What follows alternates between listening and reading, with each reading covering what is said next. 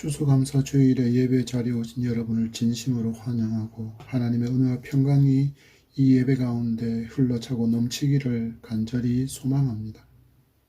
어제 아침은 기온이 8도, 어느새 녹음이 우겨졌던 숲들도 이제는 알록달록 물들어가며 가을도 깊어져가고 추위의 계절이 다가오고 있습니다. 이렇게 추워지는 계절이 있는 것처럼 인생에도 추워지는 시기가 반드시 있습니다.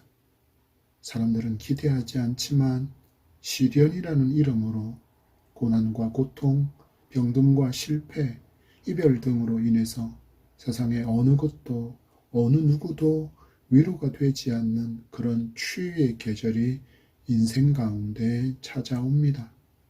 그렇지만 이런 시련과 고난의 때를 지나서 따뜻한 봄의 계절을 맞이하게 되면 그토록 추웠던 그 시절이, 그 계절이 웃으면서 추억하게 되는 추억의 시간이 됩니다. 보통 살아온 날들을 돌아볼 때 좋고 행복하고 즐거웠던 시간보다는 정말 혹독한 겨울처럼 어려운 시련과 고난의 때가 더 깊은 인상으로 뇌리 깊은 곳에 자리하는 것처럼 생각됩니다. 그래서 고난의 시간에 손 내밀어 준 사람을 축하할 일에 축하해 준 사람보다 더 마음 깊이 그를 새기고 감사의 마음을 잊지 않는 것인지도 모르겠습니다. 여러분의 삶을 곰곰이 뒤돌아보십시오. 어느 때가 가장 선명하게 기억되고 누가 가장 선명한 기억으로 남아 있습니까? 어느새 반백년이 넘는 시간을 저도 살아오다 보니 인생에 적지 않은 일들이 있었습니다. 눈물의 아픈 이별의 시간도 있었고 전혀 예상하지 못한 사람에게 사기를 당하기도 했고 고난과 시련의 시간, 참 오랜 기다림의 시간도 이어지고 있습니다. 기억 저 건너편에 깊은 수면 아래에 잠겨버린 기억들은 잘 생각나지도 않습니다.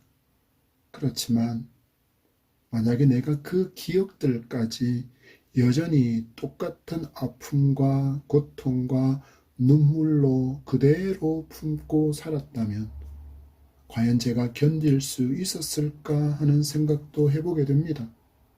하나님께서 우리에게 망각의 은혜를 베풀어 주셔서 이처럼 고난과 고통의 시간을 잊고 여기까지 오게 해주신 것에 감사를 올려드리는 오늘 이 추수감사의 시간이 되기를 간절히 소망합니다. 결실의 계절, 보통 11월 셋째 주에 많은 교회가 추수감사 예배를 드리지만 우리는 우리나라 절기에 따라 10월이 가장 풍성한 결실을 마주하는 달이고 우리의 추수감사의 때라 할 수 있는 추석 명절이 끼어있는 이 10월에 그리고 그 셋째 주일에 우리는 추수감사의 예배로 하나님께 영광을 돌리고 있습니다. 이 추수감사 주일에 이방인의 사도, 평생을 전도의 여정으로 보낸 바울이 그의 인생의 마지막을 앞둔 날에 믿음의 아들 디모데에게 보낸 편지를 통해서 말씀의 은혜 받기를 원합니다. 걸어온 내 발걸음이 모두 은혜의 증거라. 여러분은 이 말씀의 제목에 동의하십니까? 동의하시는 분이 있다면 더 깊은 동의와 감사로, 아직 동의가 되지 않는 분이 말씀을 듣고 있다면 동의가 일어나기를 거기에 대해서 풍성한 감사가 넘치는 복된 시간이 되기를 소망하며 말씀에 감동이 있기를 축복합니다. 여러분도 살아온 여정을 뒤돌아보면 죽을 고비를 넘긴 적이 있으실 것입니다. 저도 개인적으로 죽음을 맞아야 당연한 순간인데 벗어난 적도 비껴간 적도 몇 번 경험했습니다. 그 중에 하나의 이야기를 간증처럼 해보자면 제가 고등학교를 졸업하고 대학에 미끄덩한 후에 집 근처에 있었던 세시 회사에서 일을 하게 되었습니다. 원래는 사장님, 그리고 사장님의 작은 아버지인 이전 사장님, 그리고 사장님의 아내, 그리고 제가 같이 일을 했습니다. 이전 사장님은 이 셰시 일을 그만두고 건축 일을 하고 있었기 때문에 바쁜 때 도움의 손길을 더하는 정도였습니다. 저는 아직 손에 익숙지 않았던 터라 물건을 나르고 필요한 것들을 챙겨오는 보조 역할만 하고 있었습니다. 그러다가 일이 점점점 많아지게 되었고 숙달한 경험을 가진 경력직 기사를 한 명 뽑게 되었는데 이 사람이 알고 보니 사기꾼이었습니다. 숙달한 경력자라는 것은 분명히 맞았지만 이 사람은 일하기 위해서 온 것이 아니라 공사 대금이나 부품 대금을 들고 튀려고 작정하고 온 사람이었습니다. 어느 날 일에 필요한 고가의 장비를 구해야 한다며 사장에게 요구를 했고 사장은 경력직이 필요하다 하니 좀 더 일이 수월해질 것이라 여겼는지 그 요구를 흔쾌히 허락했습니다. 그리고 저와 함께 회사 차량을 타고 대형 공구상이 있는 지역으로 가게 되었는데 자기가 잘 알고 또 금방 다녀올 테니 주차 단속 때문에 차에 계속 타고 있으라고 말하고는 사장에게 받은 대금을 받아 챙겨서는 공구상에 있는 골목으로 들어갑니다. 그런데 금방 온다고 했던 이 사람이 20분이 지나도 40분, 1시간이 지나도 오지 않습니다. 그제서야 문제가 생겼다라는 것을 깨닫고 어떡하지 하다가 무슨 용기인지 차를 몰고 회사로 가야겠다는 생각이 스쳐갑니다. 참고로 그때 저는 운전면허가 없던 때입니다. 그리고는 운전대에 앉아 시동을 켜고 엑셀을 밟았는데 감각이 없었던 터라 너무 깊게 엑셀을 밟아서 왕복 6차선 도로를 아주 크게 한 바퀴 돌고는 급하게 다시 제자리로 돌아와 차를 세우게 되었습니다. 그 길은 부산에서도 가장 번화하고 차량 이동이 많은 거리로 소문난 거리인데 그 순간에 차가 한 대도 다니지 않았습니다. 누가 하셨습니까? 하나님께서 막아주신 것입니다. 놀란 가슴을 진정시키고 나서야 정신을 차리고 공중전화로 가서 사장에게 자초지종을 말하니 1시간 정도 후에 사장이 택시를 타고 차가 있는 곳까지 와서 같이 회사로 돌아올 수 있었습니다. 이렇게 하나님께서 생명을 연장시켜 주셔서 저는 목회자의 길을 걷고 있습니다. 여러분에게도 저와 비슷한 하나님의 손이 함께 하신 은혜의 시간이 분명히 있었을 것입니다. 이런저런 고난과 눈물의 골짜기를 지나고 가만히 인생을 뒤돌아보면 내 발걸음 바로 그 아래에 거대한 하나님의 발이 함께하고 있었다라는 것을 우리는 발견할 수 있습니다. 이런 은혜를 매 순간 고백하며 살았던 사람이 바로 사도 바울입니다. 바울이 고린도 교회 편지를 통해서 그가 받은 하나님의 은혜를 이렇게 고백합니다.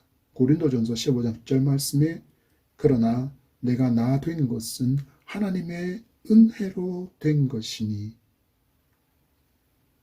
내가 나 된 것은 하나님의 은혜로 된 것이니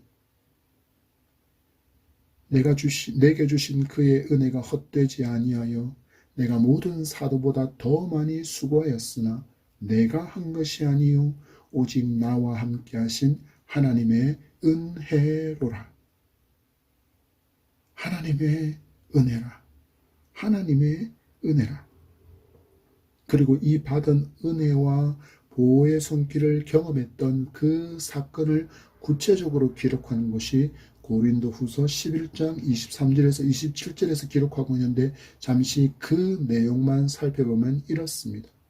옥에 갇히고 매를 맞고 여러 번 죽을 뻔하고 39대의 매를 5번 맞고 3번 태장형을 당하고 1번은 돌로 맞고 3번은 파선하고 일주야를 깊은 곳에서 지내고 강의 위험과 강도의 위험과 동족의 위험과 이방인의 위험과 이방인의 위험, 신의 위험, 광야의 위험, 바다의 위험과 거짓 형제 중에 위험을 당하고 수고하여 애쓰고 여러 번 자지 못하고 줄이며 목마르고 여러 번 굶고 춥고 헐벗었노라.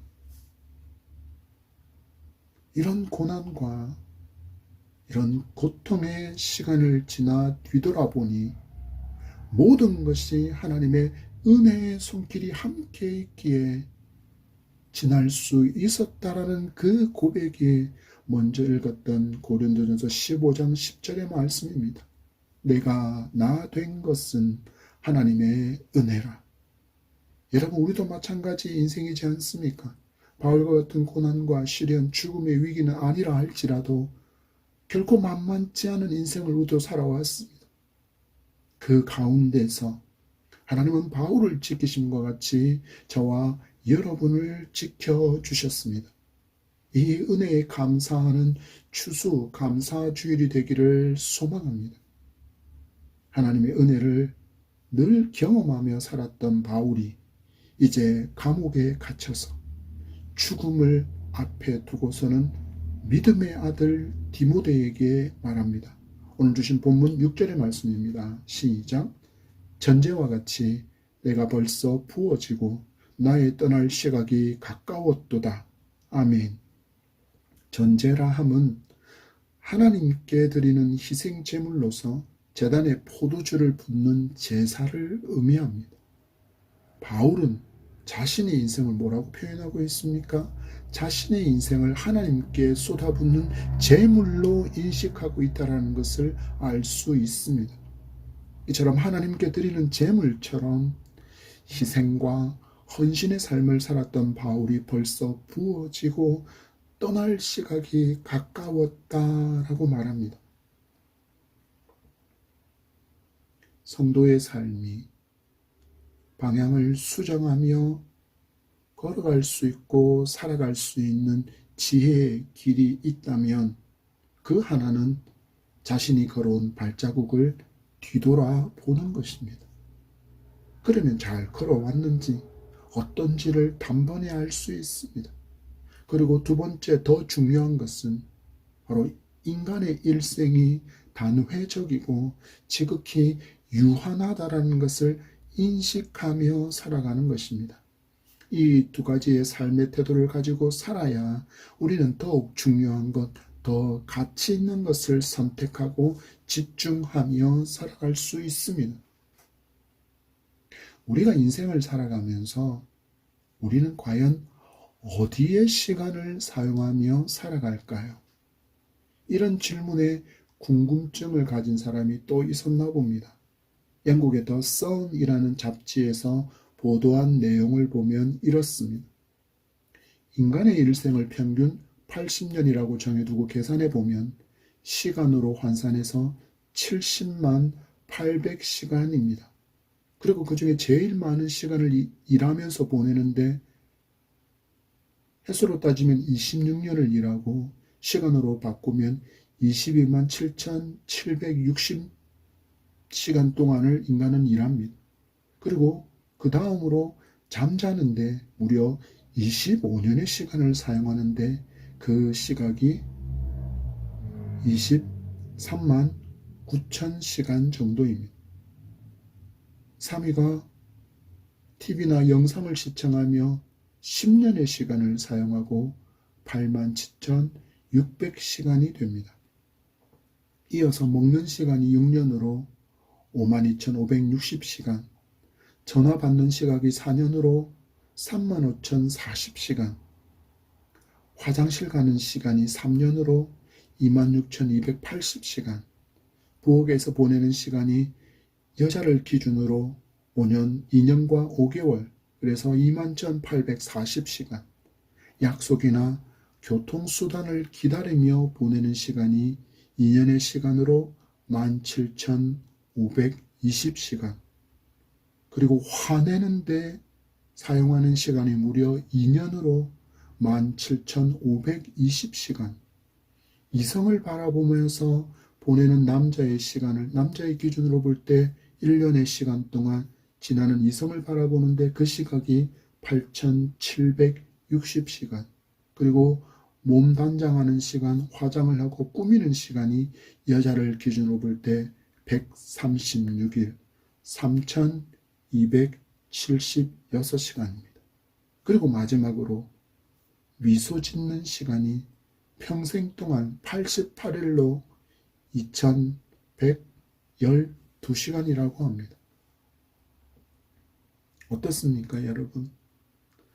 충분히 줄여서 더 가치 있고 더 중요한 일에 사용할 수 있는 시간이 많다라고 생각되지 않습니까? TV나 핸드폰으로 영상을 보며 보내는 시간이 우리 일생에서 무려 10년이나 됩니다. 그리고 다른 사람에게 화를 내며 보내는 시간도 2년이나 됩니다. 그런데 다른 사람을 향하여서 미소 짓는 시간은 고작 평생 동안 88일밖에 되지 않습니다. 여러분 어떻습니까? 지난 한 주간의 삶 동안 내 삶이 어디에 소비되고 있었습니까? 이제 우리 말씀을 통해서 지혜를 얻고 더 중요하고 더 가치 있는 일을 선택하고 집중해서 내게 주어진 이 유한한 시간을 지혜롭게 사용할 수 있게 되기를 간절히 소망합니다. 내가 전제와 같이 부음바 되어 하나님께로 돌아갈 날이 언제인지 그 누구도 알 수 없기 때문입니다. 그렇다면 우리는 이제부터라도 어떤 삶을 살아야 할까요? 먼저 나와 함께 하시는 은혜의 하나님을 기억하며 말씀 전파하는 삶을 살아야 합니다. 7절의 말씀입니다. 시작. 나는 선한 싸움을 싸우고 나의 달려갈 길을 마치고 믿음을 지켰으니. 아멘. 바울의 선한 싸움은 복음을 위한 것이었고 그는 이 복음 전파를 위해서 힘써 달려가기를 달렸고 그 수많은 고난과 역경 한가운데 있으면서도 믿음을 지키며 살았다라고 고백하고 있습니다. 그래서 아주 강한 어조로 믿음의 아들 디모데에게 말하고 있습니다. 그리고 성경을 통해서 우리에게도 말합니다. 2절의 말씀입니다. 너는 말씀을 전파하라. 때를 얻든지 못 얻든지 항상 힘쓰라. 범사에 오래 참음과 가르침으로 경책하며 경계하며 고나라. 예수님도 우리에게 마지막 대명령으로 복음 전도를 명령하셨습니다. 마태복음 28장 19절과 20절입니다.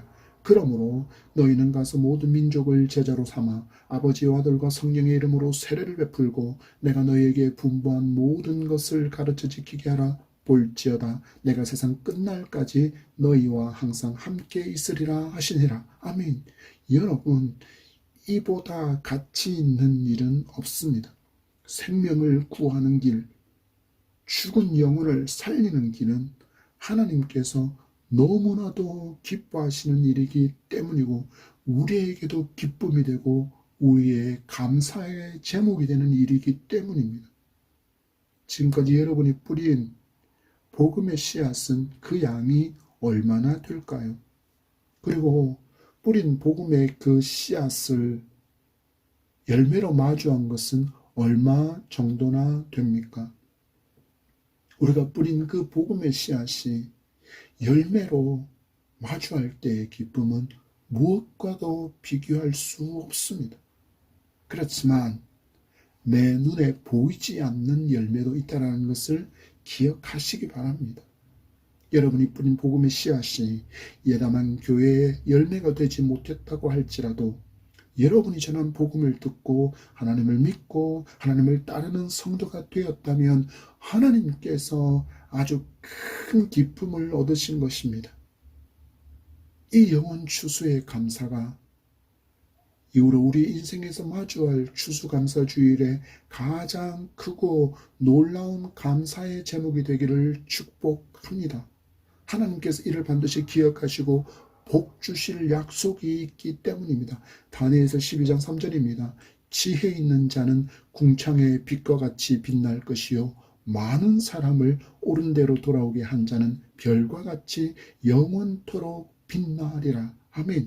많은 사람을 옳은 대로 돌아오게 한 자는 별과 같이 영원토록 빛나리라. 여러분 상상해 보십시오. 우리가 이 땅의 삶을 다하고 하나님 나라에 들어갔을 때 아무개가 천국에 왔다. 그가 뿌린 복음의 씨앗을 통해 나의 자녀가 된 자들은 다 이리로 오라는 하나님의 음성 앞에 많은 사람이 여러분에게 찾아와 감사의 인사를 전한다면 얼마나 영광스럽겠습니까? 바울도 이 놀라운 감격의 시간을 기대하고 있다는 것을 우리에게 알려주고 있습니다. 8절의 말씀입니다. 다 같이 시작. 이제 후로는 나를 위하여 의의 면류관이 예비되었으므로 주 곧 의로우신 재판장이 그 날에 내게 주실 것이며 내게만 아니라 주의 나타나심을 사모하는 모든 자에게도니라. 아멘. 복음을 위해서 열심히 경주한 우리의 삶은 그냥 허무하게 끝나지 않습니다. 어떤 이단들이 말하는 것처럼 죽은 후에 우리의 영혼은 소멸하지 않습니다. 반드시 우리는 천국에서 다시 만나게 될 것이고 우리를 위해서 예비된 의의 면류관을 받아 쓰게 될 것입니다. 우리는 이 땅에 살아가는 동안에 우리가 사는 지역에 장이 수여하는 그 상만 받아도 그것을 영광으로 여겨 가장 잘 보이는 곳에 걸어두지 않습니까? 그런데 우리의 수고에 대해서 의의 면류관을 수여해 주신 분이 누구라고 말씀합니까? 우리가 그토록 얼굴 뵙기 원하는 사모하는 우리 주님이십니다. 의로우신 재판장이신 주님께서 친히 내게 의의 면류관을 씌워 주신답니다. 생각만 해도 감격이고 행복하지 않습니까? 이 놀라운 감격의 시간을 놓치지 않는 여러분의 삶이 되어 이후부터 맞이하게 될 추수감사 주일에는 영원 추수의 감사가 넘치게 되기를, 그런 우리가 되기를 축복합니다. 두 번째로 우리가 마주할 추수감사 주일에는 감사가 더욱 넘치는 삶을 살아야 합니다. 시편 기자는 이렇게 고백합니다. 시편 50편 23절 말씀에 감사로 제사를 드리는 자가 나를 영화롭게 하나니 그의 행위를 옳게 하는 자에게 내가 하나님의 구원을 보이리라. 아멘. 우리의 모든 삶이, 우리의 모든 예배가 늘 감사의 제사가 되기를 축복합니다. 이렇게 감사로 드리는 제사를 통해서 하나님께서 영화를 받으신다고 하십니다. 우리의 예배가 하나님께서 흠양하시는 향기로운 제물의 예배가 되기 위해서 우리의 예배는 감사가 넘쳐야 합니다. 많은 사람이 오해하는 것 중에 하나가 예배 자리에만 앉아 있어서 일어서고 앉고 기도하고 찬양하고 헌금하고 설교를 듣고 축도의 기도를 받으면, 그리고 예배가 피하게 되면 마치 해야 할 의무를 다한 듯이 여긴다라는 것입니다. 그런데 너무나도 중요한 것을 잊어버리고 있습니다. 무엇일까요? 예배는 내가 드렸다라는 것이 중요한 것이 아닙니다. 예배 받으시는 하나님께서 받으셨는가? 그 예배를 기뻐하시는가의 여부가 더 중요합니다. 제가 개인적으로 좋아하는 후안 카를로스 오르티즈 목사님이 쓴 이런 제목의 책이 있습니다. 우리 기도의 대부분은 하나님 나라에서 잡동사니 우편물처럼 취급당합니다. 많은 성도가 시험에 들기에 딱 좋은 제목이지 않습니까? 불신자들의 기도를 말하는 것이 아니라 신자들이 하는 기도에 대해서 오르티즈 목사가 말하고 있으니 더욱 그럴 가능성이 높아 보입니다. 그런데 이 책의 제목은 성경을 바탕으로 하고 있다라는 것입니다. 이사야서 1장 11절과 13절까지의 말씀입니다. 제가 읽어드립니다. 여호와께서 말씀하시되 너희의 무수한 재물이 내게 무엇이 유익하뇨? 나는 수당의 번제와 살찐 짐승의 기름에 배불렀고 나는 수송아지와 어린 양이나 숫염소의 피를 기뻐하지 아니하노라. 너희가 내 앞에 보이러 오니 이것을 누가 너희에게 요구하였느냐? 내 마당만 밟을 뿐이니라. 헛된 죄물을 다시 가져오지 말라. 분향은 내가 가증히 여기는 바요. 월삭과 안식일과 대회로 모이는 것도 그러하니 성회와 아울러 악을 행하는 것을 내가 견디지 못하겠노라. 하나님의 이름을 부르며 하나님께 드리는 제사 희생 제물의 피를 기뻐하시지 않으시는 것 정도가 아니라 견디지 못하겠다라고 말씀하시는 하나님을 만나게 됩니다. 왜 그렇습니까? 백성들이 드린 예배는 형식적인 예배였기 때문입니다. 마음과 삶의 변화는 없는 형식적인 예배였기 때문입니다. 이런 제사가 있다라고 말씀합니다. 이런 예배가 있다라고 말씀합니다. 하나님께서 거부하시고 하나님께서 싫어하시는 제사와 예배가 있다라는 것입니다. 그리고 아예 예배를 드리지 못하게 막으라 말씀하시는 말씀의 명령도 있습니다. 말라기서 1장 10절 말씀입니다. 만군의 여호와가 이르노라. 너희가 내 제단 위에 헛되이 불사르지 못하게 하기 위하여 너희 중에 성전문을 닫을 자가 있었으면 좋겠도다. 내가 너희를 기뻐하지 아니하며 너희가 손으로 드리는 것을 받지도 아니하리라. 내 제단에 헛되이 불사르는 제사와 이런 사람을 기뻐하지도 받지 않으시기에 이런 위선의 예배, 거짓된 예배를 아예 막아버리고 싶으니 누가 가서 성전문을 닫으라고 말씀하시는 하나님을 만나게 됩니다. 그리고 기도 또한 아예 거부하시는 하나님도 만날 수 있습니다. 에스겔서 20장 3절 말씀입니다. 인자야 이스라엘 장로들에게 말하여 이르라. 주 여호와께서 이렇게 말씀하셨느니라. 너희가 내게 물으려고 왔느냐? 내가 나의 목숨을 걸고 맹세하거니와 너희가 내게 묻기를 내가 용납하지 아니하리라. 주 여호와의 말씀이니라. 하나님께서 거짓된 기도, 위선의 기도에 대해서 얼마나 격양하고 계신지를 주목해야 합니다. 하나님 말씀하십니다. 내가 나의 목숨을 걸고 맹세하거니와 너희가 내게 묻기를 내가 용납하지 않겠다. 하나님이 왜 이처럼 반응하십니까?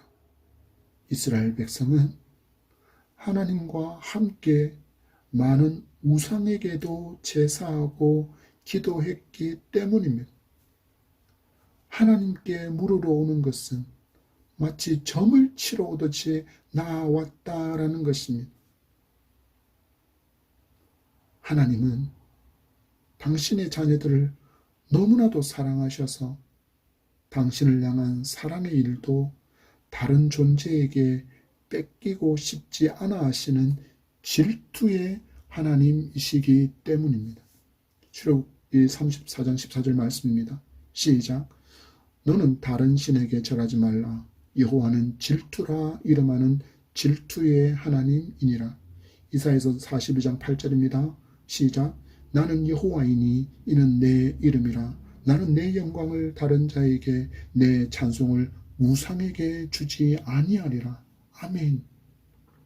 이처럼 당신의 자녀에게서 모든 관심과 사랑의 마음을 원하시는 하나님께 감사로 가득 찬 예배할 수 있는 우리가 되기를 축복합니다. 여기에 더해서 화내는 데 보내는 인연의 시간이 더 많은 감사와 기쁨으로 채워지고 다른 사람에게 인자한 미소를 보내는 데 사용되기를 소망합니다. 우리가 무려 2년 동안이나 화를 내며 유한한 시간을 보내고 있다는 것은 정말 바꾸어야 할 좋지 않은 습관입니다. 우리 감사합시다. 하나님의 은혜에 감사하며 다른 사람에게도 감사가 넘치게 되기를, 그들에게 주님을 닮은 크리스찬으로서의 인자한 미소와 친절을 베푸는 우리의 삶이 되기를 축복합니다. 이 삶이 예배이고, 이 삶이 기도이고, 이 삶이 하나님께 기쁨을, 또는 하나님이 기뻐하시는 예배가 될 줄 믿습니다. 세 번째로, 이 추수감사 주일에 주님과 더 친밀한 사귐으로 동행의 기쁨이 넘치는 앞으로의 추수감사 예배가 되기를 소망합니다. 사랑하는 사람과의 만남을 기대하면서, 다른 누군가와의 반가운 만남을 기대하면서 무려 136일의 시간을 사용하는 우리인데, 우리는 주님과 만남을 진정으로 기뻐하고 기대하고 있는지 돌아보는 오늘이 되기를 소망합니다. 여러분, 우리 주님께서 우리에게 하신 일이 무엇입니까? 바울이 고백합니다. 18절의 말씀입니다. 주께서 나를 모든 악한 길에서 건져내시고 또 그의 천국에 들어가도록 구원하시리니 그에게 영광이 세세무궁토록 있을지어다. 아멘.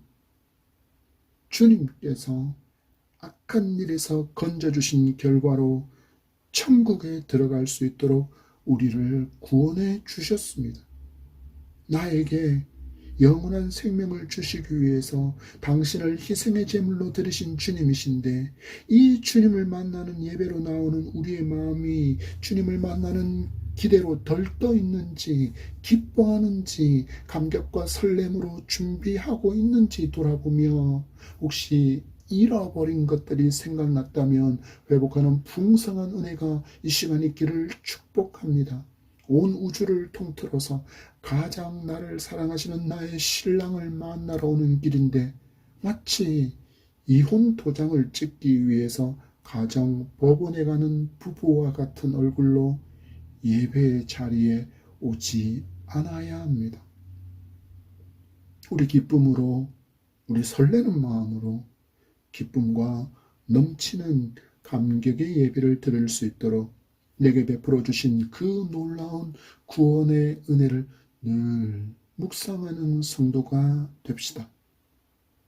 내 발걸음마다 하나님의 은혜가 없었다면 지금의 나는 없습니다. 그 사고를 막아주시지 않았다면, 나는 모르고 지나갔지만 나를 향해서 달려오던 그 차를, 칼을 들고 내 집을 침입하려던 그 강도를, 떨어지던 그 잔해를, 넘어지던 그 벽을, 터져버린 그 가스통이 내가 지난 후에 떨어지지 않는 이 모든 순간순간이 하나님의 은혜였음을 고백하며 감사하는 우리가 되기를 소망합니다. 그분이 나를 향하여 이처럼 일하셨기에 지금의 내가 있는 것입니다. 시편 기자가 하나님을 찬양합니다. 시편 121편 3절에서 8절까지의 말씀 같이 한 목소리로 읽겠습니다. 시작. 여호와께서 너를 실족하지 아니하게 하시며 너를 지키시는 이는 졸지도 아니하시리로다. 이스라엘을 지키시는 이는 졸지도 아니하시고 주무시지도 아니하시리로다. 여호와는 너를 지키시는 이시라.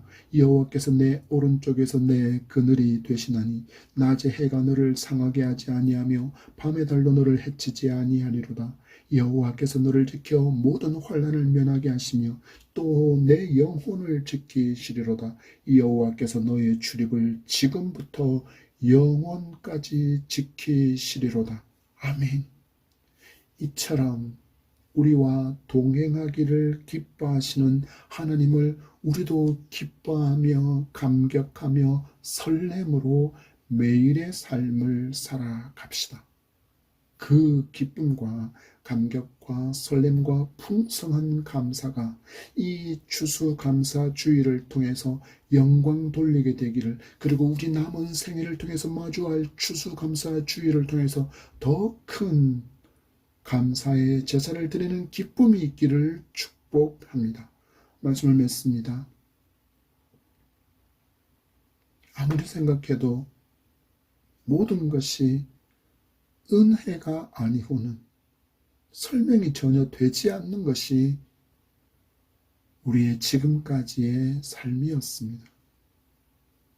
뒤돌아보니 남겨져 있는 그 네 발걸음 모두가 하나님께서 나와 함께 하신 은혜의 증거입니다.